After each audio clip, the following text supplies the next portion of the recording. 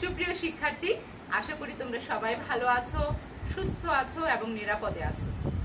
Online ক্লাসে তোমাদের সবাইকে স্বাগত জানাচ্ছি। আমি আইনুন নাহার, প্রভাষক, Lakers public school and college, Rangamati. সুপ্রিয় শিক্ষার্থী, আমরা ব্যবসায় উদ্যোগ বিষয়ের ৮ম অধ্যায় হতে ব্যবসায়ী প্রতিষ্ঠানের ব্যবস্থাপনা এই অধ্যায়টি নিয়ে আলোচনা করছিলাম। এর আগের ক্লাসগুলোতে আমি তোমাদেরকে ব্যবসায়ী প্রতিষ্ঠানের ব্যবস্থাপনার ধারণা এবং এর কার্যাবলী, পরিকল্পনার ধারণা এবং গুরুত্ব, সংগঠিতকরণের ধারণা এবং সংগঠিতকরণের গুরুত্ব নিয়ে আলোচনা করেছি। একজন আদর্শ নেতা একটা প্রতিষ্ঠানের নেতৃত্ব এবং নেতৃত্ব ধরন নিয়েও আলোচনা করেছি। তারই ধারাবাহিকতা হিসেবে আজ আমি তোমাদেরকে একজন আদর্শ নেতার গুণাবলী সম্পর্ক নিয়ে আলোচনা করব। একজন আদর্শ নেতার গুণাবলী। একজন আদর্শ নেতার গুণাবলী, এই গুণাবলীগুলো নিয়ে আলোচনা করার পূর্বে আমাদেরকে জানতে হবে যে নেতা আসলে কাকে বলে। নেতা বলতে আমরা কি বুঝি? হ্যাঁ, নেতা কাকে বলে বা কোন ব্যক্তিকে, কোন একজন ব্যক্তির কোন বৈশিষ্ট্যগুলো থাকলে আমরা তাকে নেতা বলছি, সেটা তোমরা কম বেশি সবাই একটু হলেও ধারণা করতে পারছো। ঠিক একটা প্রতিষ্ঠানেও কিন্তু একজন সুবলিষ্ঠ নেতৃত্বের বা একজন নেতার খুব বেশি প্রয়োজন হয়। কারণ সমাজ বলো, রাষ্ট্র বলো, দেশ বলো, একটা পরিবারও কিন্তু আসলে একজন ভালো নেতৃত্ব পেলেই তাহলে কিন্তু সফলতার মুখ দেখে। ঠিক একটা প্রতিষ্ঠানও সেম। একটা প্রতিষ্ঠানেও যখন একজন ভালো নেতার নেতৃত্ব পাবে, তখনই কিন্তু সেই প্রতিষ্ঠানটা তার কাঙ্ক্ষিত লক্ষ্যে খুব দ্রুততার সহিত পৌঁছে যাবে। এখন এই নেতা কাকে বলছে? নেতা বলছে সেই ব্যক্তিকে যে ব্যক্তি অন্যকে প্ররোচিত করতে পারে, অন্যকে তার যে চারিত্রিক, তার যে শারীরিক, তার যে মানসিক, তার যে গুণাবলীগুলো আছে সেইগুলো দিয়ে সে অন্যকে প্রভাবিত করতে পারে। তার সকল গুণাবলী দিয়ে সেই প্রতিষ্ঠানের ভালো মন্দ, প্রতিষ্ঠানের দিক নির্দেশনা সে দিতে পারে এবং প্রতিষ্ঠানের সফলতার সাথে প্রতিষ্ঠানটাকে এগিয়ে দিতে পারে। সেই রকম ব্যক্তিকে আমরা বলছি নেতা। তো এই নেতা কি কি কাজ সম্পাদন করে? নেতা একটা প্রতিষ্ঠানে প্রয়োজনই বা কেন? আমরা মনে করছি যে নেতা হচ্ছে সেই ব্যক্তি যে দেশ পরিচালনা করবে, দেশের ভালো মন্দ বিচার বিশ্লেষণ করে নেতৃত্ব দেবে, আমরা তাকেই নেতা বলি। আমাদের স্বাভাবিক ধারণাতে তাই মনে হয়। একটা প্রতিষ্ঠানে কেন নেতার বা নেতৃত্বের প্রয়োজন হয়? একটা প্রতিষ্ঠানে নেতৃত্বের প্রয়োজন হয় এই কারণে, একটা প্রতিষ্ঠানে বিভিন্ন ধরনের কর্মী থাকে।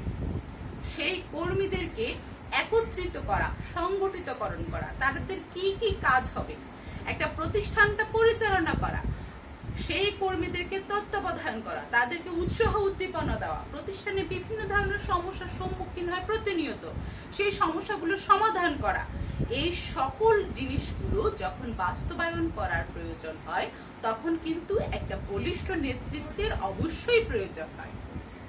তাহলে নেতা কাকে বলে, নেতা কি করে একটা প্রতিষ্ঠানের জন্য, সেটা আমরা বুঝতে পারলাম। তাহলে চলো এইবার আমরা একজন আদর্শ নেতার গুণাবলীগুলো দেখি। তোমাদের বইয়ে একজন আদর্শ নেতার বিভিন্ন গুণাবলী, আমি এখানে যত ধরনের গুণাবলীর কথা উল্লেখ করেছি তত ধরনের গুণাবলীর কথা উল্লেখ নেই। ছোট কয়েকটা পয়েন্টস আকারে দেয়া আছে। আমি তোমাদের বোঝার জন্য এবং তোমাদের সুবিধার্থে আমি তোমাদেরকে ভাগ করে, বিভিন্ন ভাগে ভাগ করে, কোন গুণাবলী কিসে পড়বে সেইগুলো আলাদা ভাগ করে আমি তোমাদেরকে দিয়েছি। এই গুণাবলীগুলো থেকে কিন্তু অনেক বেশি বহু নির্বাচনী আসে। দেখা গেল বললো যে দূরদর্শিতা এটি একজন নেতার কোন ধরনের গুণাবলী, সেখানে উপরে দিয়ে দিল পেশাগত গুণাবলী, মানবিক গুণাবলী, শারীরিক গুণাবলী, তারপর অন্যান্য গুণাবলী বা মানসিক গুণাবলী কোনটা। সেই জন্য এই গুণাবলীগুলো আমি বিভিন্ন ছক আকারে বিভিন্ন আলাদা আলাদা ভাগে ভাগ করে দিয়েছি তোমাদের সুবিধার্থে। চলো তাহলে আমরা মূল ক্লাসে চলে যাই। নেতার গুণাবলীকে আমরা 5টি ভাগে ভাগ করেছি। প্রথম ভাগে বলছি পেশাগত গুণাবলী, তারপর ভাগে বলছি মানসিক গুণাবলী, তারপরে বলছি শারীরিক গুণাবলী, নৈতিক গুণাবলী এবং অন্যান্য গুণাবলী। এখন তোমরা আমাকে প্রশ্ন করতেই পারো, এত গুণাবলী কিসের প্রয়োজন? উনি বলবেন, অর্ডার দিবেন, কর্মীরা কাজ করবে, ব্যাস হয়ে গেল। এত গুণাবলীর প্রয়োজন কিসের? এত গুণাবলীর একজন নেতা সেই কারণেই প্রয়োজন হয়, কারণ তোমার আর আমার মাঝে যে গুণাবলীগুলো আছে সেই গুণাবলী যদি নেতার মধ্যে থাকে, নেতার মধ্যে যদি তার চেয়ে বেশি কোনো গুণাবলী না থাকে, তাহলে নেতাকে কিন্তু আমি আর তুমি আমাদের মতোই মনে করব। কিন্তু নেতা থাকতে হবে আমাদের মতো, কিন্তু এক ধাপ উঁচুতে। সেই জন্য একজন নেতাকে অনেক ধরনের গুণাবলীর অধিকারী হতে হয়।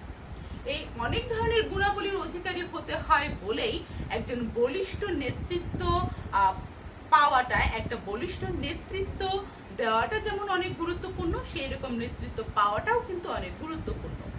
আমরা বলি যে নেতার যে গুণাবলী সেইগুলো সাধারণত আল্লাহ কর্তৃক প্রদত্ত হয়, কিন্তু হ্যাঁ, এটা ঠিক, অনেকাংশে সেটা সত্য, কিন্তু এটাও ঠিক যে চর্চার মাধ্যমেও কিন্তু নেতৃত্বের যে গুণাবলী সেটার বিকাশ ঘটানো সম্ভব।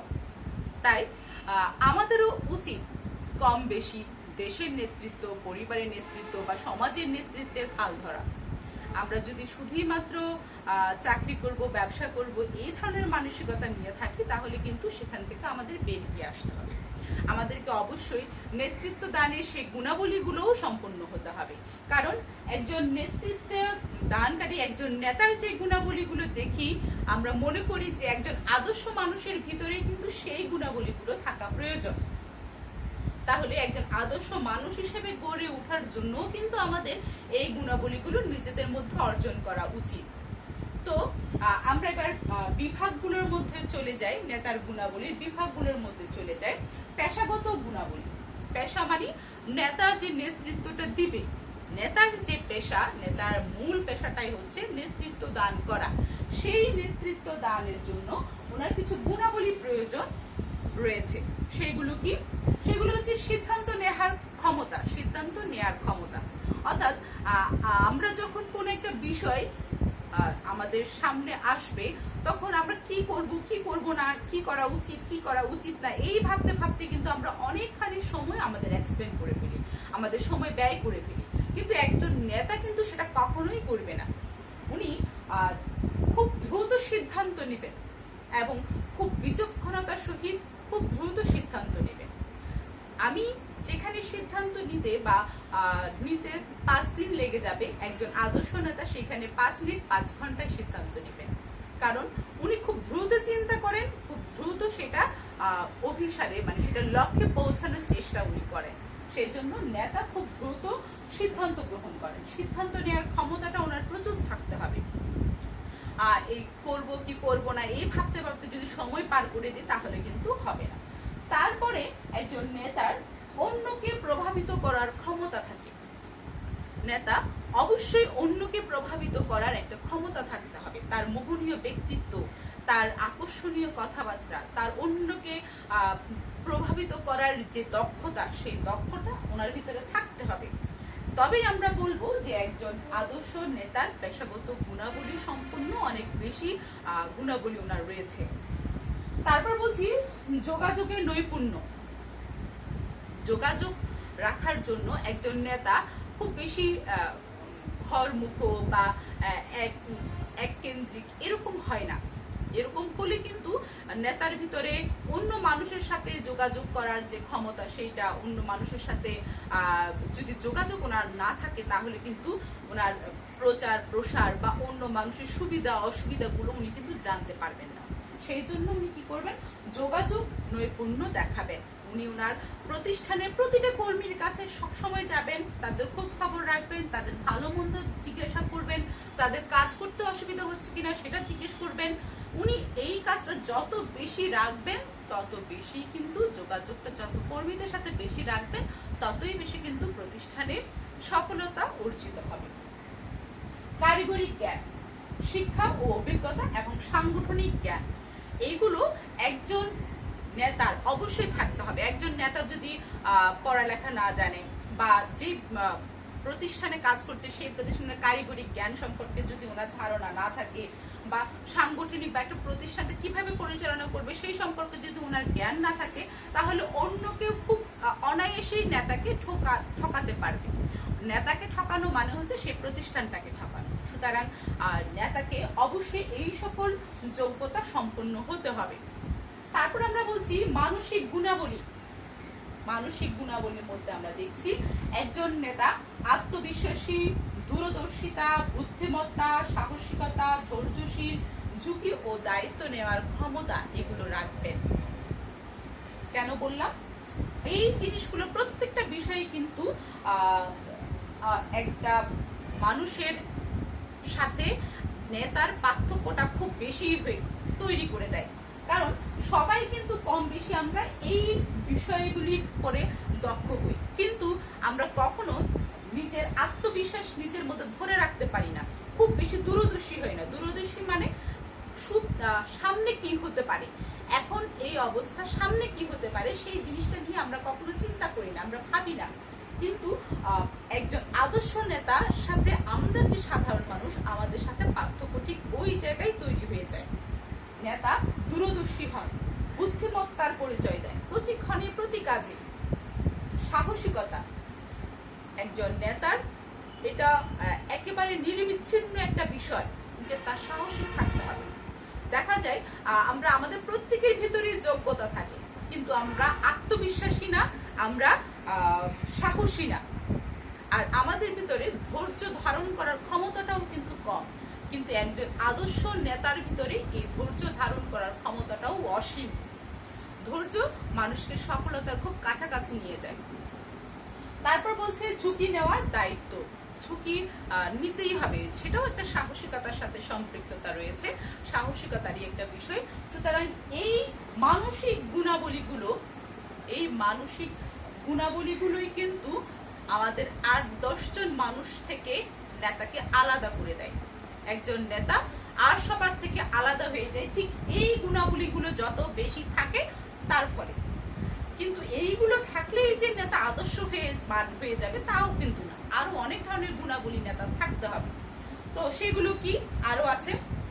শারীরিক গুণাবলী, সুস্বাস্থ্যের অধিকারী, পরিশ্রমী এবং সুদর্শন। সুদর্শন মানে নেতাকে খুব সুন্দর হতে হবে, লম্বা চওড়া হতে হবে তা কিন্তু না, তাও হলে খারাপ না, কিন্তু একজন নেতাকে সবার থেকে যেন একটু আলাদা মনে হয় সেটা অবশ্যই। কিন্তু শারীরিক এই ঘটনগুলো যেহেতু বিধাতা কর্তৃক প্রদত্ত, সুতরাং এইগুলো চাইলেও কেউ পরিবর্ধন বা পরিমার্জন করতে পারবে না।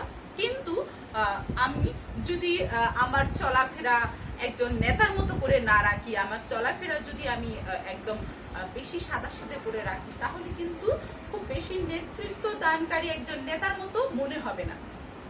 সে যে কথাটাই বলছে। পরিশ্রমী, নেতাকে অবশ্যই পরিশ্রমী হতে হয়। যেখানে আমরা শেষ করি নেতা সেইখান থেকেই কাজ শুরু করেন, সুতরাং তাকে হতে হয় দ্বিগুণ পরিশ্রমী। তারপর বলছে নৈতিক গুণাবলী। নেতার কিছু নৈতিক গুণাবলীও থাকতে হয়। সেইগুলো কি কি? সততা, দায়িত্বশীল, দেশপ্রেম, বিচার ক্ষমতা, সমানুবর্তিতা এবং ন্যায়পরায়ণতা। এর সাথে আরো একটা বিষয় যুক্ত আছে, সেটা হচ্ছে জেন্ডার সচেতনতা। নেতার কিন্তু অবশ্যই জেন্ডার সম্পর্কে সচেতন থাকবে। নেতা কাকে কোন কাজটা দিচ্ছে সেটা খুব উনি সমানভাবে সেই ন্যায় বিচারটা করছে কিনা, কেউ অন্যায় করলে সেটা ন্যায় বিচার করে দেওয়ার দায়িত্ব নেতার। আবার পুরুষ মহিলা কাকে কোন কাজ দিচ্ছে সেই বিষয়টাও সমানভাবে উনি চিন্তায় রাখবেন, তারপরে উনি সেইভাবে কাজ করবেন। ওনার কাছে, নেতার কাছে সবাই হবে সমানুবর্তী, কেউ উঁচু কেউ নিচু, আমার আত্মীয়, নেতার আত্মীয়, নেতার পরিজন, নেতার কাছের মানুষ, এইসব বলে নেতা তার প্রতি সুবিচার করবে আর অন্যের প্রতি অবিচার করবে, এটা কিন্তু কখনো অন্য কেউ মেনে নেয় না, বা একজন আদর্শ নেতা কখনো এটা করেনও না। তারপর বলছে বিচার ক্ষমতা, দেশপ্রেম থাকতে হবে এবং অবশ্যই যেই প্রতিষ্ঠানে কাজ করছে নেতা সেই প্রতিষ্ঠানের প্রতিও ভালোবাসা, প্রেম থাকতে হবে। সেই প্রতিষ্ঠান একজনকে ভালো না বাসলে, একজন দেশের মানুষ হিসেবে যদি দেশকে ভালো না বাসে, তাহলে কিন্তু সবকিছুই পণ্ডশ্রম। কোনো নেতাই কিন্তু তাহলে খুব বেশি দিন বেঁচে থাকতে পারবে না। দায়িত্বশীলতা এবং সততা, এইগুলো অনেকটা মানসিক গুণাবলীর সাথেই সম্পৃক্ততা দেখা যায়। তো এই ছাড়াও আমরা এই যে বললাম পেশাগত, মানসিক, শারীরিক, নৈতিক, এই গুণাবলীগুলো ছাড়াও নেতাকে আরো কিছু গুণাবলী সম্পন্ন হতে হয়। সেইগুলো কি? পরিবেশ সম্পর্কে জ্ঞান, অনুসারীদের সম্পর্কে জ্ঞান, বাকপটুতা, খাপ খাইয়ে চলা এবং বংশমর্যাদা। নেতাকে এই গুণাবলীগুলো সম্পন্ন হতে হয়। অর্থাৎ নেতাকে অবশ্যই নিজের কথাবার্তায় এমন ভাবে অন্যকে প্রভাবিত করার ক্ষমতা থাকতে হয় যেন নেতা সবাইকে সবকিছু গুছিয়ে, ভালো করে গুছিয়ে বলতে পারে। যেখানে অন্য কেউ অতটা অগ্রসর হবে না, নেতা যেন সেই জায়গায় নিজের বাকপটুতা, নিজের কথাবার্তায়, নিজের চলাফেরায় এমন ভাবে প্রকাশ করবে যেন সেই প্রতিষ্ঠানের সফলতা, ব্যর্থতা অনেক অংশেই কিন্তু এই বাকপটুতার উপরে নির্ভর করে। কারণ কর্মীদেরকে এমনও সময়, এমন কিছু টেকনিক্যাল, এমন কিছু বিষয় চলে আসে যেগুলো হয়তো কর্মীদের জানা উচিত না, বা জানালে কর্মীদের হয়তো হিতে বিপরীত হতে পারে। সেই ক্ষেত্রে নেতা বাকপটুতার মাধ্যমেই কিন্তু সেই বিষয়গুলোকে লুকিয়ে রাখেন। তারপর হচ্ছে পরিবেশ সম্পর্কে জ্ঞান। এখন বর্তমানে কোন পরিবেশে আছেন নেতা, কোথায় গেলে কি রকম থাকতে হবে, কোন পরিবেশে কি কথা বলতে হবে, এইগুলো নেতার কিন্তু একটি অবশ্যই খুব গুরুত্বপূর্ণ গুণাবলী। তারপর বলছে অনুসারীদের সম্পর্কে জ্ঞান এবং বংশমর্যাদা। বংশমর্যাদা থাকলে অবশ্যই ভালো, তাহলে একজন নেতার নিজের পারিবারিক বংশের একটা প্রতিমর্যা এটা রক্ষা পায়। কিন্তু তাই বলে আমি নেতা হতে পারবো না, এমনও কিন্তু না। নেতৃত্ব দানকারী বলা হয় যে, আগে বলা হতো যে যারা নেতৃত্ব দেয় তারা জন্মগতভাবেই নেতা। হ্যাঁ, এটা অনেকাংশেই সত্য, কিন্তু চর্চার মাধ্যমে, পরিসরের মাধ্যমে, বিভিন্ন সামাজিক যোগাযোগের মাধ্যমে অনেকভাবেই কিন্তু নেতৃত্বের এই গুণাবলীগুলো মানুষের মধ্যে বিকশিত করা সম্ভব।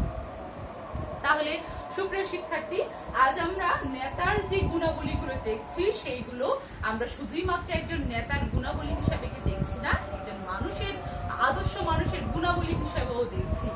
আমরা নিজেরাও চাইবো যে আমাদের মধ্যে যেন এই গুণাবলীগুলো, নেতা হই বা না হই, একজন মানুষ হিসাবে আমাদের মধ্যে যেন এই গুণাবলীগুলো যেন বর্তমান থাকে।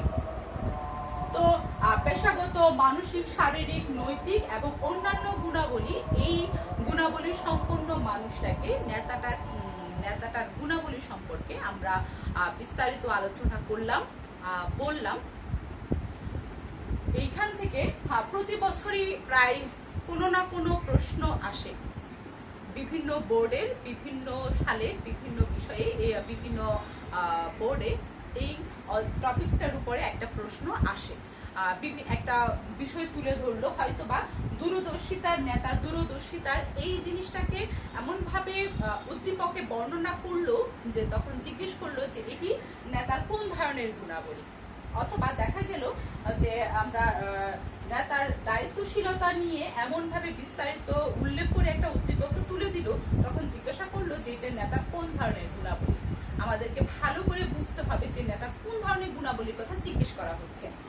আমরা যদি শুধুমাত্র দায়িত্বশীলতা লিখি তাহলে হয়তো বা এক্সামিনার খুশি হবেন, কিন্তু আমরা যদি এইভাবে লিখি যে এটি নৈতিক গুণাবলীর, দায়িত্বশীলতার গুণাবলীর একটা অংশ, তাহলে এক্সামিনার অনেক বেশি খুশি হবেন। তো আমি যখন বোর্ড প্রশ্নগুলো করাবো তখন অবশ্যই তোমাদের সাথে আরো ডিটেলস এই বিষয়ে আলোচনা করব। আজ শুধু বললাম যে এই অধ্যায়টার এই টপিকসটাও অনেক বেশি ইম্পর্টেন্ট, আসে বিভিন্ন সালে, বিভিন্ন বছর, আর এটা বিভিন্ন বোর্ডে এসেছে। এখনো তোমরা একটু ভালো করে পড়বে, অনেক সহজ এবং নিজেদের জন্য, নিজেরা একজন ভালো মানুষ হিসেবে গড়ে ওঠার জন্য এই গুণাবলীগুলো জানা তোমাদের জন্য অনেক বেশি ইম্পর্টেন্ট। তাহলে তোমরা একটু বিষয়টা পড়বে, নোট ডাউন করে রাখবে, তোমাদের পাঠ্য হয়ে এত বিস্তারিত নাই, আমি বিস্তারিত করে তোমাদেরকে জানালাম। তো সুপ্রিয় শিক্ষার্থী, আশা করছি আমার আজকের ক্লাসে তোমাদের বুঝার যদি কোনো সমস্যা না হয় তাহলে ক্লাসটা মন দিয়ে দেখবে আবারও। আর যদি বুঝার কোনো সমস্যা থাকে তাহলে আমাকে অবশ্যই ইনবক্সে জানাবে। সবাই ভালো থাকবে, সুস্থ থাকবে, নিরাপদে থাকবে। ধন্যবাদ সবাইকে।